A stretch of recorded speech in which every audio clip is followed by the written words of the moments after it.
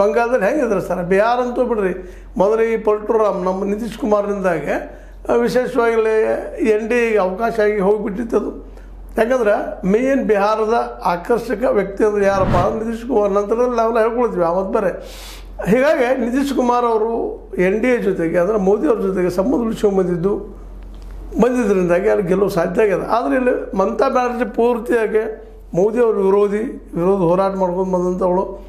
ಆ ಹೆಣ್ಣುಮಗಳಿಗೆ ಈ ಸಲ ಹೊಡೆದು ಬೀಳ್ತದೆ ಅನ್ನುವಂಥ ಚರ್ಚೆಗಳು ಸ್ಟಾರ್ಟ್ ಆಗಿದ್ದಾವೆ ಈಗಾಗಲೇ.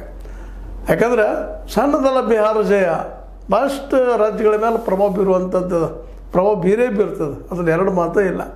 ಹೀಗಾಗಿ ಈ ಹೊಸದಾಗಿ ಒಂದು ಏನಪ್ಪ ಅಂದ್ರೆ SIR ಮಾಡಿದಿಂದ ಈ ಮೂಲಕ ಉಳಿದ ಮತಗಳನ್ನು ಕದಿಯುವಂಥ ಕೆಲಸ ನಿಜವಾಗಿಯೂ ಆಗ್ತಾಯಿದ್ದೇನೆ, ಅದು ಕಂಡು ಹಿಡಿದು ಹೆಂಗೆ, ಇದನ್ನು ಪ್ರೂವ್ ಮಾಡೋದು ಹೆಂಗೆ ಅನ್ನುವಂಥದ್ದು ಒಂದು ದೊಡ್ಡ ಪ್ರಶ್ನೆ ಇವತ್ತಾಗಿದೆ. ಸುಳ್ಳೇನಲ್ಲದು. ಯಾಕೆ ಜನ ಅಲ್ಲೇ ವಿರೋಧಿ ಭಾವನೆ ವ್ಯಕ್ತಪಡಿಸಿದ್ದು ಸುಳ್ಳ. ಅನೇಕ ಸರ್ವೆಗಳು ಈ ಒಂದು ನಮ್ಮ ಮೇನ್ ಮೀಡಿಯಾ ಬಿಟ್ಟು ಉಳಿದೆಲ್ಲ ಸರ್ವೆಗಳು ಸಾಕಷ್ಟು ಹೋಗಿ ಭೇಟಿಯಾಗಿ ಪ್ರಯತ್ನ ಮಾಡಿ, ಮತ್ತು ಅಲ್ಲಿ ಅದರಲ್ಲೂ ಪ್ರಶಾಂತ್ ಕಿಶೋರ್ ಅವರಂತೆ ಸಾಕಷ್ಟು ಪ್ರಯತ್ನ ಮಾಡಿದ್ರು. ಅವ್ರ ಪ್ರಭಾವ ಆಗಿದ್ದು ಜನರ ಮೇಲೆ.